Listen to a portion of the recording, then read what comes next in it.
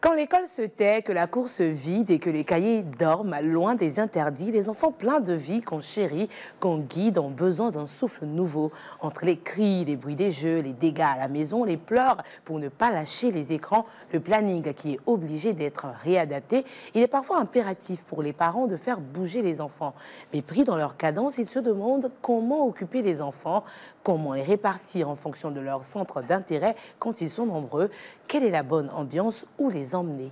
Tant de questions qui leur prennent la tête. Toutefois, votre émission préférée a décidé de répondre à ces questionnements avec un peu d'idées, pas mal de témoignages, de prodigieux conseils, un soupçon de magie et beaucoup d'amour.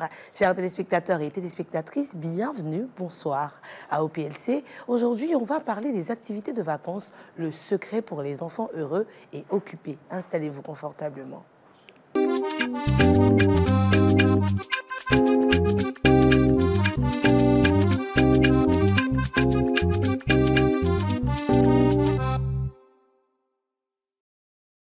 Mais alors, qu'est-ce qui fait la vraie richesse des vacances réussies? Faut-il inscrire l'enfant à 1000 ateliers ou lui laisser de l'espace? Est-ce que le bonheur se cache dans les plannings bien remplis ou dans les instants simples partagés sans bruit? Comment trouver l'équilibre entre liberté et structure? Comment éviter que le budget des vacances ne serve pas qu'à acheter les forfaits Internet? Aujourd'hui, dans cette émission, nous accueillerons des invités parents, enfants, qui viendront partager leurs expériences avec nous, leurs valeurs, leurs erreurs aussi, pour nous aider à mieux comprendre ce secret, celui qui rend les enfants heureux et bien occupés pendant les vacances.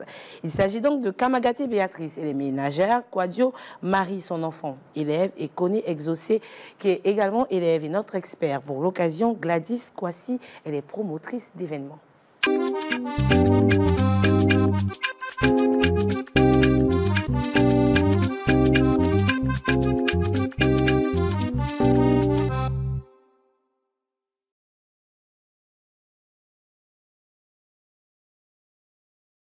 Bonsoir à tous, bienvenue sur le plateau. Merci. Merci. Bonsoir. Vous allez bien, maman? Bienvenue. Oui, je vais bien. Ça va, chouchou? Oui, ça Comment va. tu t'appelles? On est exaucé. Tu es en quelle classe? CM1. CM1. Tu passes au CM1, c'est ça? Non. Et toi? J'étais en terminale, mais malheureusement, comme je n'ai pas validé, donc je vais répondre. Yako. Mais tu ris, hein? Tu souris, hein? Mais bien sûr, Tu ça. as bien étudié. C'est quoi il va faire? Maman, elle a bien étudié.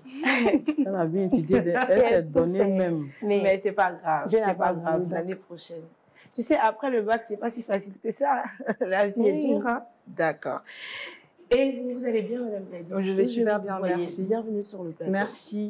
Alors, j'ai beaucoup de questions pour tout le monde sur le plateau. On parle de D'accord. vacances parce que c'est la période, le bac est terminé, tout le monde est en vacances. Comment occuper les enfants? Bien les occuper, c'est de ça qu'on parlera aujourd'hui. Et vous nous éclairerez sur certaines activités qu'on peut faire avec les enfants en fonction de leur âge et bien sûr de leur centre d'intérêt. Donc, je vais commencer avec vous, maman. Généralement, quand c'est les vacances, comment vous organisez la maison, la famille? Parce que vous avez 4 enfants, c'est ça? Oui. D'accord. Comment vous organisez les vacances à la maison? Bon, généralement, les enfants, je les amène en vacances. Chez Mais quelqu'un, chez les oncles, ouais, chez chez les tatas? ma grande sœur, souvent chez mon grand frère, souvent chez ma grande sœur. Parce qu'elle est un peu dure de caractère. Mhm. Donc, je les amène là-bas au moins pour les apprendre un peu, elle, son comportement. Pour changer d'air Pour aussi? changer un peu d'air aussi. Est-ce qu'il y a des activités qu'ils font généralement pendant les vacances? Oui, moi, il y a ma fille, elle joue à l'handball. D'accord. Voilà, donc ça se distrait un peu. D'accord. Est-ce qu'il y a des changements pour toi pendant les vacances? Parce qu'on a passé une année à étudier. Cette année, c'était une grosse année puisque c'est l'année du bac. Est-ce que pendant les vacances, généralement, avant de passer le bac, tu étudies également? Ou bien il y a d'autres activités qui te passionnent et tu mixes les deux? Comment ça se passe? Oui, pendant les vacances, je m'évade assez. En faisant quoi exactement? Bon, ça dépendra souvent.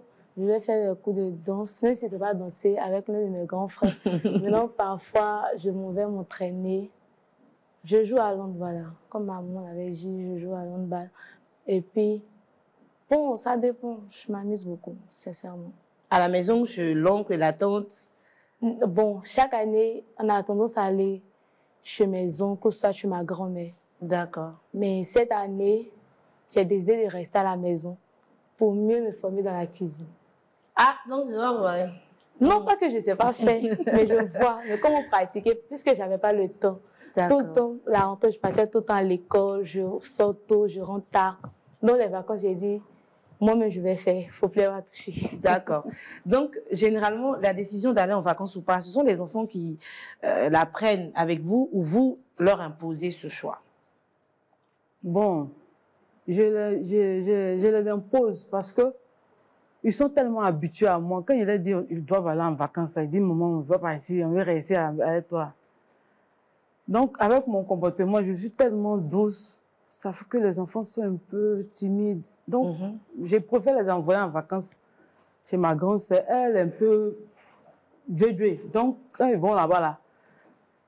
Mais comment vous réorganisez la maison? C'est très important d'en parler en détail. Ça veut dire que pendant toute une année, on a le petit déjeuner, on donne aux enfants, l'argent de midi, la préparation le soir, ça dépend. Chaque famille a ses habitudes. Mais en vacances, tout le monde est à la maison. Il n'y a pas de cours, il n'y a rien. Avant de les envoyer à l'école, comment ça se passe à la maison pour la nourriture? Est-ce qu'il y a plus de dépenses que pendant la rentrée? Est-ce que le bruit, ça ne fatigue pas? Parlons déjà de ces détails-là avant d'aller maintenant chez le parent ou chez l'oncle, la tante. Effectivement, pendant les vacances, là, nous-mêmes, on pleure.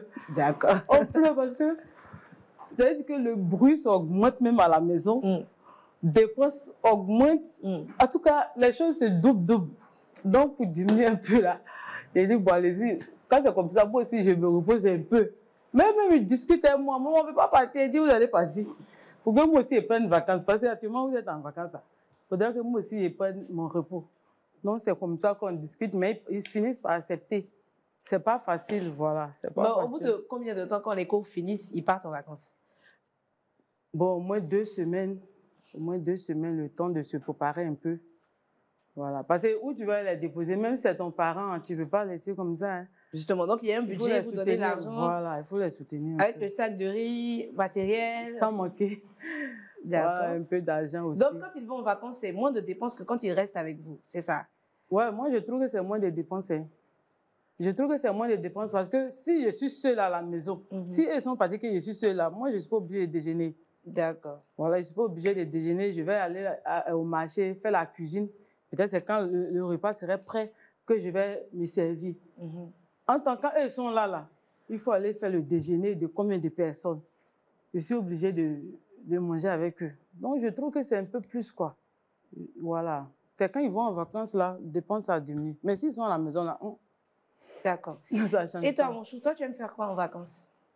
Bon, en vacances, j'aime participer là-bas. C'est toujours de nouveaux camarades. Et puis, on sort à la lagune aussi. Ta tante, elle est où? Tu sais où elle est? Dans quelle partie d'Abidjan elle est? Ou bien elle n'est pas à Abidjan? Elle est à Vitry. Elle est à Vitry. Donc, vous partez à la... Mais avec qui vous partez à la lagune, par exemple, comme ça? Avec elle. Ah, d'accord. Donc, vous êtes en sécurité. Mais généralement, qu'est-ce que vous faites là-bas? Vous jouez aux jeux vidéo? Vous partez à la place publique? Vous jouez ballon? Qu'est-ce que vous faites exactement? On joue au foot. Bon, on fait un peu de tout. Mais elle est dure. Elle vous fatigue? Elle vous fatigue pas? On travaille aussi souvent. Vous étudiez aussi, parfois? Oui. D'accord.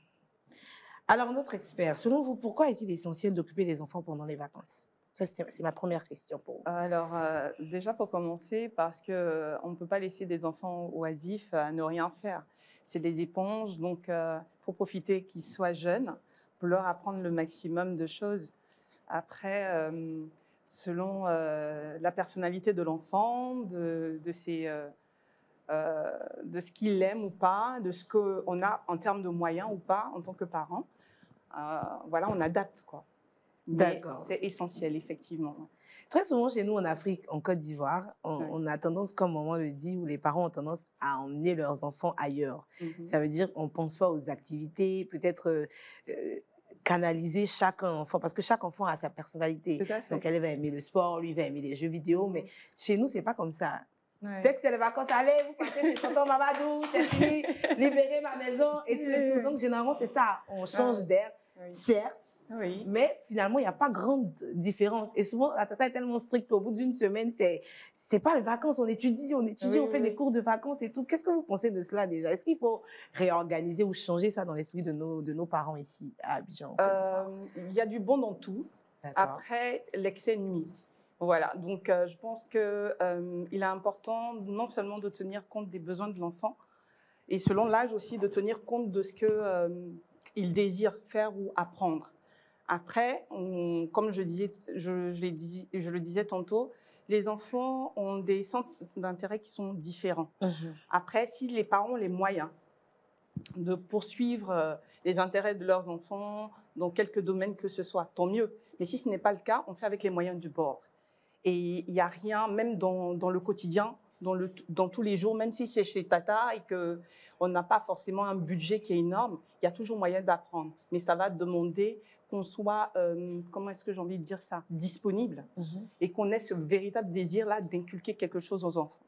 Donc, je ne sais pas si j'ai répondu à la question, mais en tout cas, j'ai essayé. D'accord. Donc, maman, parlons des centres d'intérêt de vos enfants. Chaque enfant a une personnalité différente, n'est-ce pas? Mais comment est-ce que vous arrivez à aider ou à canaliser le comportement de chacun de vos enfants en fonction de leur centre d'intérêt? Par exemple, lui, il a dit qu'il aimait le foot. Elle a dit qu'elle aime le handball. Donc, tu aimes le handball, c'est ça? Et les autres enfants, comment ça se passe à la maison pour qu'on puisse se concentrer sur chacun des enfants et qu'ils puissent s'épanouir? Bon, moi, en tout cas, personnellement, j'aime beaucoup. Mes enfants sont mes amis. Hein. Mes enfants sont mes amis. Donc, j'aime beaucoup causer avec eux. Souvent, quand ils sont en chambre comme ça, moi, je suis au salon, je peux appeler l'un comme ça pour dire, toi, viens en causer. Bon, aujourd'hui, si on vient te proposer quelque chose, tel sport, qu'est-ce que toi, tu vas dire? C'est-à-dire que c'est dans l'air dit, là, que je vois un peu ce que l'enfant aime. Voilà. Dans leur causerie, souvent, ils sont assis entre eux, ça cause, ça rit, voilà. Donc, quand j'écoute, je vois immédiatement que l'enfant aime telle chose. Lui, par exemple, c'est le foot. Je ne l'ai pas encore inscrit, il n'a pas encore commencé, mais à chaque fois, il me parle de ça. Donc, comme il va au CM2, je vais essayer de voir si je vais le mettre dans les choses. Quand il va avoir son entrée en 6e, s'il veut mettre dans un centre de foot pendant les vacances. Elle aussi, c'est pareil. Elle me parlait à chaque fois de handball, pour dire qu'il n'y a pas de problème. Dieu merci, elle est dedans et elle s'adapte bien. Et à cause de ce sport-là, en tout cas, elle est beaucoup avancée. D'accord. Voilà. Avancée comment elle grandit, quoi. Bon, Dieu fait grâce. On l'appelle partout, elle joue dans OASU. Ah, d'accord. Elle est dans un club et tout ça. Ah oui, c'est pas mal. Elle est meilleure parmi ses camarades, elle est au moins la meilleure. Ah, tu es la meilleure joueuse de l'équipe. Voilà. Bon, donc, pas que je suis la meilleure, mais je suis un pilier fort. Tu es humble. D'accord. Allez-y. Donc, c'est un peu ça. Je vois que ce qu'elle avait choisi, là, je ne l'ai pas imposé pour dire fais tel sport, tel sport. Parce qu'elle a choisi, je la soutiens dans ça. D'accord. Et toi, c'est qui ton footballeur préféré? J'espère que c'est Ronaldo. Non. Qui a envoyé un enfant de Messi sur mon plateau? Ma productrice. Pourquoi c'est pas Ronaldo? Messi, lui, il est fort. Messi, il est massa, il est toujours dit. Messi est fort que Ronaldo? Oui. Tu vas sortir de mon plateau. Tu vas sortir. Tu veux sortir? Est-ce que tu veux sortir du plateau? Donc, on dit quel est le meilleur joueur? C'est Messi.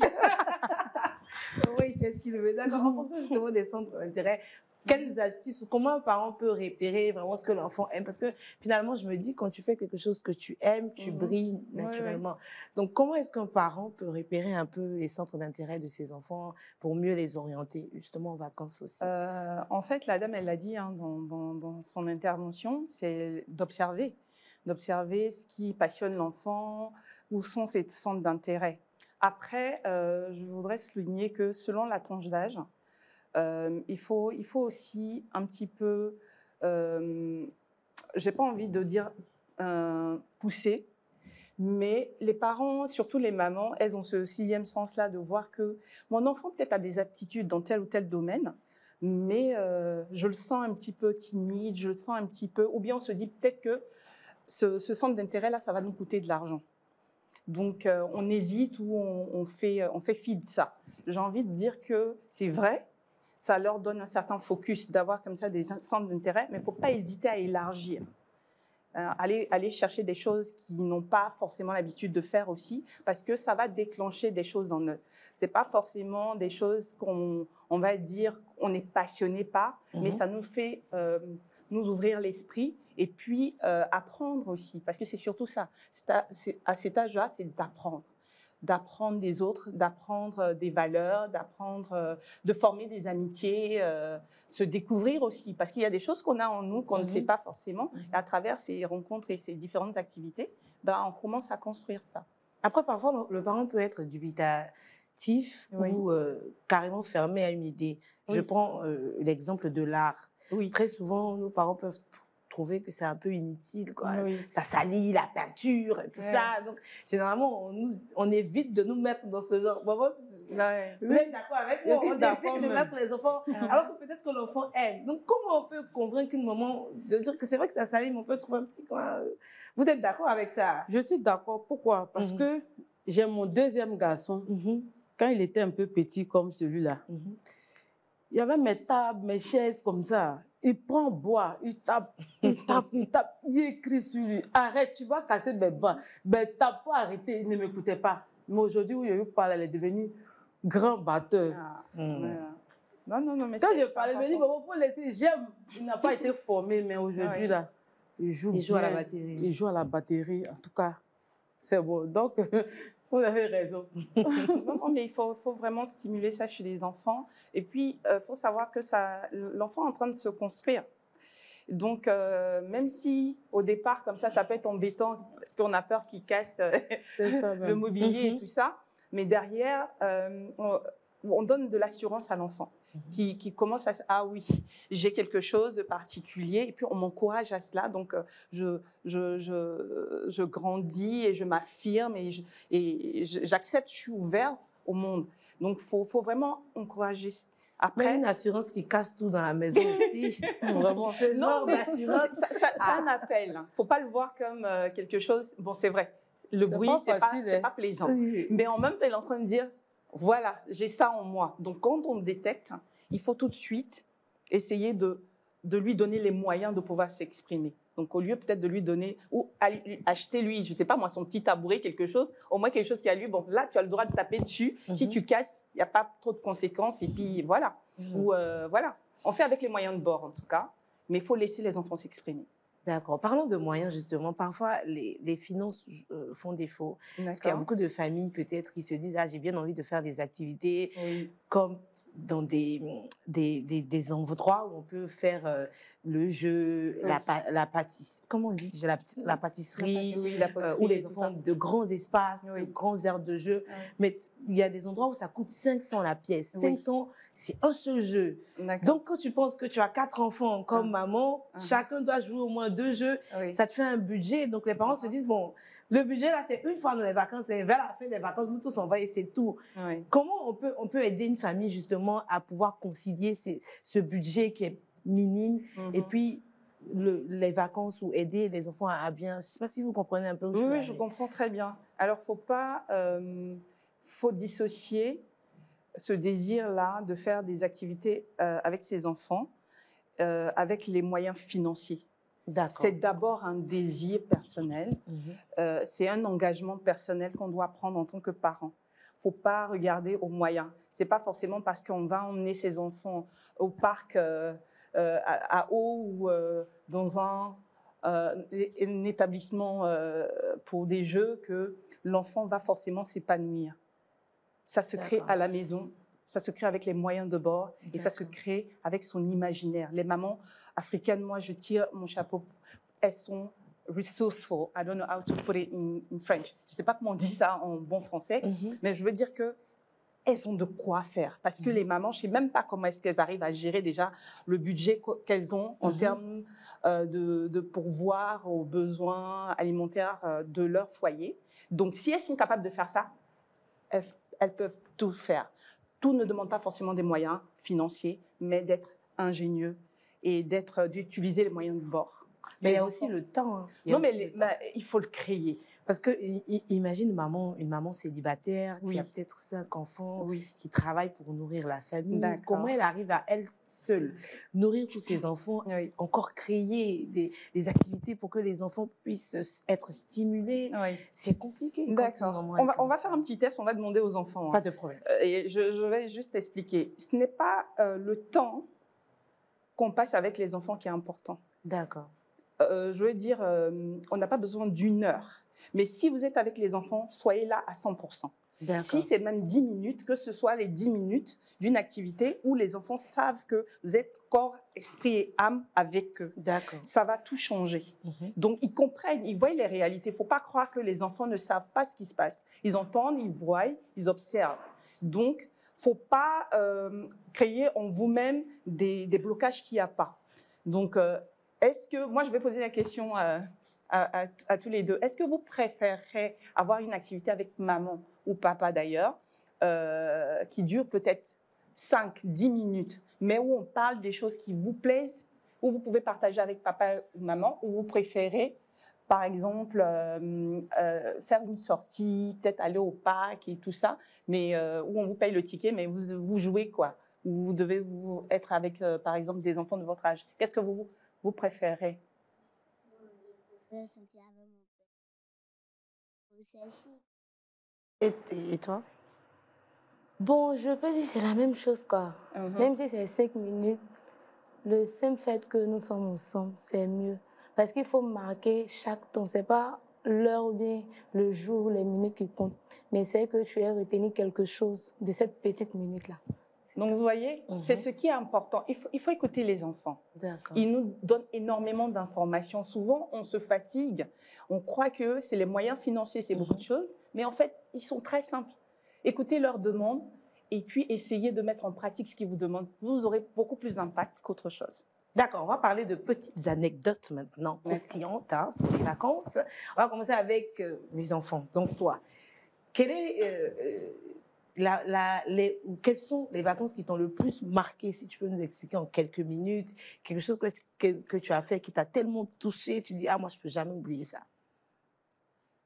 Pour les vacances qui m'ont marqué, ce n'était pas avec mes parents.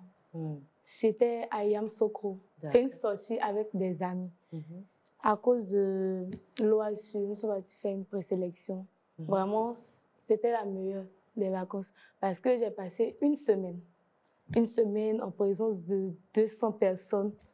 On mangeait ensemble, on dînait ensemble, on se promenait ensemble, on s'entraînait ensemble. Vraiment, ça m'a fait connaître assez de personnes agréables, assez de personnalités aussi. C'était fantastique. Et puis, dans les 1 semaine, on a visité assez de coins, comme la basilique de Yamoussoukro, le stade, tout ça et tout. C'était un peu comme des mini-jeux olympiques, hein? Ouais. Ah, tu t'es imaginé aller en Chine, compétir. Regarde le sourire maintenant. Ce projet, c'était très, très, très, très intéressant. Et ça t'a donné encore plus envie de jouer au handball, n'est-ce pas? Ça m'a passionné plus même. D'accord, super. Et toi?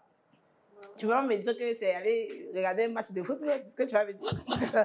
Et il a dit oui, je savais. Vas-y, explique-moi. Moi, c'est qu'il était avec mes camarades, on est parti. Approche un peu le micro de ta bouche. Quand on est parti, quand on a fait une sortie, on est parti au bord, on a joué, on a regardé un peu la télé, c'était chic, c'est ça, il y a retenu. Mais au fur et à mesure, tu te fais de nouveaux camarades, tu vois plein de choses, tu imagines. D'accord. Et tu es déjà allé regarder un match de foot? Non, pas encore, mais il regarde toujours à la télé avec mon père. Mais tu aimerais bien aller au stade? Oui. Maman, il aimerait bien aller au stade. Donc, à la calme là, tu n'es pas encore parti. Tu n'as pas encore regardé un match de foot en direct? Non, non. Moi, je vais t'offrir ça. Le seul problème, c'est que tu aimes Messi, mais bon, nous deux, on est passionnés de foot, on va s'habituer à cela. Donc, c'est très intéressant et il s'exprime très bien. Oui. Il parle très bien le français. Tu veux devenir quoi quand tu vas grandir? Tu veux faire quel métier? Ballet. Toi aussi, tu veux être professionnel? Non, moi, étant toute petite, là, je voulais devenir médecin. À cause de ça, j'ai choisi la série D. Mais quand je suis arrivée en seconde, l'handball m'a captivée un peu là. Donc, actuellement, voilà, je regarde. D'accord. Mais tu as le choix, tu as encore le temps. Oui, oui. Voilà. Maman, votre meilleure aventure pendant les vacances? Oui, c'est pas facile, hein. C'est pas facile de laisser les enfants partir. C'est vrai qu'il y a le bruit qui est là, mais quand ils sont au premier jour, tu te dis que tu es à l'aise. Ben, 2 jours, 3 jours, là, les enfants te manquent. Le bruit te manque. Moi, en tout cas, ça me fait ça. Et puis, parlons même, moi, c'est pas facile pour moi de m'éloigner de mes enfants. D'accord. Quand je m'éloigne de mes enfants, et même quand ils vont en vacances, ils ne disent pas. D'accord. 1 mois déjà, je les réclame. Parce que c'est pas facile pour moi de m'éloigner d'eux. Vous êtes trop proches. Donc, finalement, vous n'avez pas de grands et beaux souvenirs sans eux, finalement. C'est ça même. Hey. Alors qu'eux, ils vivent leur meilleure vie. Voilà, c'est ça. Quand il y a bruit, là, il me plaît, mais après, là. Ah, ça, c'est comme ça, les parents. Ils sont bons. Et vous, on sait que vous êtes promotrice d'événements pour enfants. Quel est votre meilleur souvenir pendant les vacances? Une aventure qui vous a marqué? Alors, c'était les vacances avec les cousins. Voilà, on était très nombreux. Je crois on était 11 enfants durant 1 mois dans la maison. Donc, énormément de bruit. On a fait plein de bêtises. Et puis, voilà, c'était des moments de partage et de fou rire, en fait. Ouais. Oui, c'est bien de faire les activités. Nous, c'est vrai que quand, à l'époque, quand j'étais peut-être en 4e, 3e, on faisait beaucoup d'activités tout le temps. On partait à l'école, on faisait des cours de vacances, on avait des activités sportives, on faisait le karaté, on faisait tout. Parfois, on était fatigués, mais on était nombreux aussi. Peut-être tous, parfois, parce que mon oncle aimait beaucoup accueillir et on partait tous à San Pedro.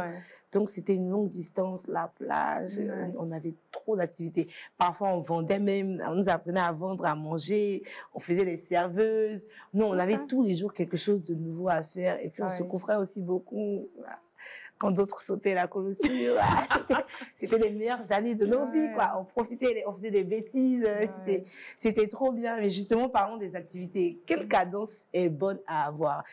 Est-ce que l'enfant doit être trop surchargé? Le fait de faire trop plein d'activités, est-ce que c'est bon pour l'enfant? Finalement, il faut calmer un peu le jeu, une activité par semaine. Selon vous, quelle est la bonne cadence? Et il faut, en toute chose, il faut de la balance, en fait. Il faut savoir que selon la tranche d'âge, les besoins et la capacité physique même à faire certaines activités sont réduites. Donc, on fait en fonction de ça, en fait. Et c'est les vacances. Donc, est-ce qu'on fait des activités juste pour en faire, dans le but de les occuper, ou on veut vraiment, c'est un peu le camp militaire où il faut que ce soit fait et puis on ne discute pas et tout ça. Il y a plein de facteurs à prendre en compte. Mais je dirais, pour conclure, que vraiment, c'est de la balance qu'il faut avoir. Quand on sent que l'enfant est fatigué, il faut essayer d'arrêter. Quand on voit qu'il y a l'énergie et qu'il y a un véritable désir de pousser, ben on y va. Mais aussi, très peu de parents africains ou ivoiriens vont en vacances dans une autre ville ou dans un autre pays avec leurs enfants. Généralement, on envoie les enfants, mais on ne va pas avec eux. Donc, qu'est-ce que vous pouvez conseiller justement? Parce qu'il y a le budget. Non, mais si je fais aussi, bien, j'ai déjà envoyé mes enfants chez telle personne, je ne vais pas me mettre aussi là-bas, ça fait trop de dépenses et tout. Est-ce qu'il est très important pour un enfant de voyager aussi? Absolument. Ça ouvre l'esprit et puis ça crée chez l'enfant d'autres désirs. Parce que quand on voit des modèles différents de ce qu'on vit au quotidien, l'imaginaire tout de suite prend le relais et on peut se projeter. On arrive à voir, ah oui, j'ai vu ça chez un ami ou bien chez de la famille ailleurs et ça me plaît.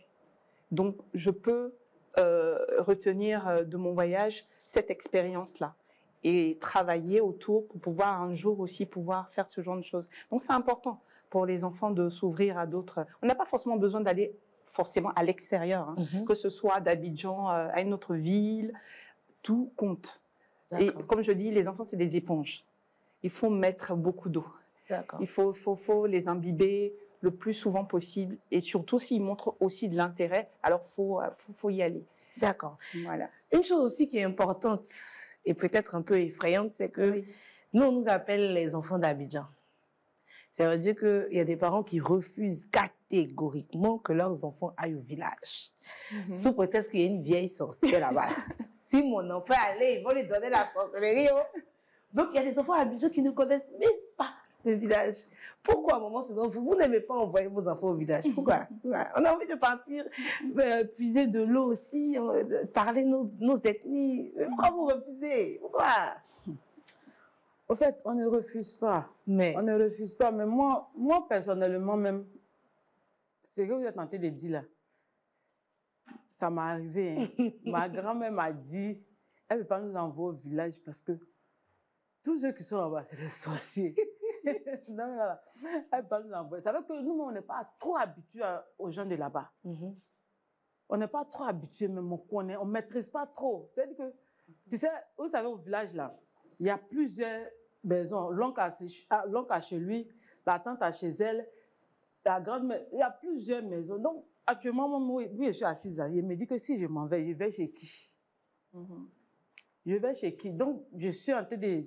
J'ai même parlé de ça à ma fille, mais elle me dit, on va essayer de voir, on va aller au village pour essayer de connaître un peu les gens de là-bas. Oui, mais ça peut être intéressant aussi d'envoyer les enfants au village. Voilà, aller connaître. Sinon, moi, ça ne me pose aucun problème. Hein. Mais eux aussi, là, comme les gens ont parlé, ils ont entendu parler, il y a associé au village. Et même quand il n'y a pas de village, il y a maman, moi, je ne vais pas au village. Hein. Maman, moi, je ne vais pas au village. Donc, c'est un peu ça. Tu n'as pas envie d'aller au village? Oui. Allez, mais tu sais même pas. Il faut arrêter de mettre ce genre de choses. Et toi, tu as envie quand même d'aller au village? Oui, il faut souvent aller là-bas parce qu'on nous met tellement de choses dans la tête. Alors que, imagine des vacances au village, on se prenne de la culture, on voit comment on fait le riz. Chez nous, c'est la tiéké. Il y a tu vois, l'enfant découvre des choses, comment on va au puits. Ça change d'habitude et puis ça donne un peu de culture à l'enfant, n'est-ce pas? Vous êtes d'accord avec moi? Ça, c'est vrai. Absolument. Je dirais même qu'il faut déconstruire ces idées-là qu'on a mis, qu'on laisse passer comme ça dans nos conversations. Parce que les enfants, ils les entendent. Ils ne savent pas forcément pourquoi. Et après, ils recopient le même langage. Ah, j'ai entendu maman dire, j'ai entendu un tel dire. Donc, franchement, moi, je ne veux pas y aller. Mais il faut y aller parce qu'on est, on est africain. Ça fait partie de nous, de qui nous sommes. Et il est important que nos enfants sachent d'où on vient et les valeurs qui sont attachées à notre manière de vivre, à notre quotidien aussi. Nos us et coutumes vont se perdre et c'est l'avenir de demain. Et quand ils arrivent à percevoir et à comprendre ces valeurs-là, c'est des choses qu'ils vont transmettre et on ne le perd pas et ça va de génération en génération. Et pour faire le lien, c'est un petit peu pourquoi nous, on a décidé de créer les camps Miadja, justement, pour faire un retour à la culture et de prôner nos valeurs qui sont africaines et qui font notre fierté. Avant de chercher à aller en France, en Europe ou aux États-Unis, qui aller copier des modèles qui ne sont pas nos modèles à nous, dans lesquels on ne se reconnaît pas, copions des modèles qui sont africains chez nous. Et soyons fiers de ces modèles-là. C'est ça. Et ne laissons pas des Européens venir nous raconter notre propre histoire. C'est vrai. Ça me rappelle que le samedi même, j'étais chez un ami que je salue, Henri Joël, et son grand-père nous a grondé, mais à un niveau vous ne connaissez pas, parce qu'il nous a posé la question, quelle est la première capitale de Côte d'Ivoire? Et nous tous, on était là, il a dit, mais vous savez rien, vous ne connaissez rien. Mais on a pris 1 heure de, voilà, franchement, à l'Ivoire. Et il pond en français, après il rentre dans l'ethnie, il revient en français, mais il nous a grondé. Donc c'est important, quand ils sont encore jeunes, de découvrir d'autres horizons, surtout nos villages, nos cultures et tout ça. J'aimerais aussi qu'on parle des écrans. Aujourd'hui, les enfants sont tellement attachés aux écrans. J'ai vu une vidéo sur TikTok, c'était une nouvelle trend, où les parents, devant la télé, devant la tablette, faisaient semblant d'avoir un malaise pour voir comment l'enfant réagit. Donc, tu vois, j'ai vu une vidéo qui m'a scandalisée, c'est que la mère était complètement à terre, étouffée, et l'enfant était sur l'écran. Il n'a pas bougé d'un poil. Il regardait que l'écran. Donc, il y a un autre enfant qui est sorti d'une autre pièce. C'est lui qui a vu sa maman coucher. Il allait chercher de l'eau pour venir lui donner. Mais lui, il était assis comme ça, stoïque. Il ne regardait pas. Ça veut dire qu'il n'y avait plus rien autour de lui qui comptait à part l'écran. Donc, de votre point de vue, comment est-ce que déjà, pourquoi les parents laissent les enfants autant se concentrer sur les écrans et comment on peut réguler ça? Alors, je vais me porter bon, je ne sais pas, je ne vais pas parler pour tous les parents, mais je vais dire que c'est juste la facilité, en fait. D'accord. C'est facile de laisser un écran devant un enfant et puis il s'occupe tout seul et puis voilà, on n'est pas dérangé et on peut vaquer à d'autres choses. Mais il y a des conséquences à cela, surtout si on n'a pas un contrôle parental sur ce que l'enfant est en train de visionner. Il ne faut pas oublier que tout ce qu'il est en train de... C'est comme on se nourrit en fait. L'enfant se nourrit de ça et il y a un côté addictif. Et ça va créer après des problèmes au niveau même mental, hein, chez l'enfant. Parce que quand on crée une addiction, quand vous sévrez une personne et vous ne le mettez pas dans le processus, qu'est-ce que ça fait? Ça fait des crises de colère, ça fait des comportements un petit peu durs et de rébellion, on dira pour certains. Et je ne crois pas que les parents devraient. Jusqu'à un certain âge, je dirais jusqu'à 3 ans, éviter de donner des téléphones ou des tablettes à vos enfants, déjà pour commencer. Après, passer cet âge-là, on peut instaurer des règles. Voilà, devant un écran, on commence avec 30 minutes par jour. Pas avant le coucher et surtout pas le matin, très tôt. D'accord. Voilà, en milieu de journée, on va dire au moment où on prend son goûter, on peut permettre à l'enfant d'avoir 30 minutes d'écran et c'est tout. On n'a pas besoin, s'il a besoin d'autre chose, donnez-lui un bouquin, donnez-lui quelque chose ou laissez l'enfant jouer tout seul parce que là, vous stimulez son imaginaire. D'accord. Voilà, c'est ce que je dirais à ce niveau-là. Et cela même pendant les vacances, hein. Et cela même pendant... faut savoir que les enfants fonctionnent avec des habitudes. D'accord. Donc, si vous êtes consistant dans les habitudes que vous voulez créer chez l'enfant, ça va lui venir naturellement. D'accord. Mais si vous rompez, surtout quand il est très jeune, c'est difficile à chaque fois de revenir parce que chaque fois, vous allez vous battre pour remettre à nouveau la routine. Donc, voilà. C'est ce que je dirais. Merci beaucoup. Eh bien, on sait que le sujet vous intéresse et ce n'est que le début. Nos invités sont là pour nous dévoiler leurs secrets, leurs expériences et de petites astuces du quotidien. Alors, chers téléspectateurs, ne bougez surtout pas. Prenez un petit verre d'eau, appelez les enfants s'ils sont en train de traîner dans la cour parce que ce qui vient va vous inspirer et peut-être même changer vos vacances. On se retrouve juste après la pause.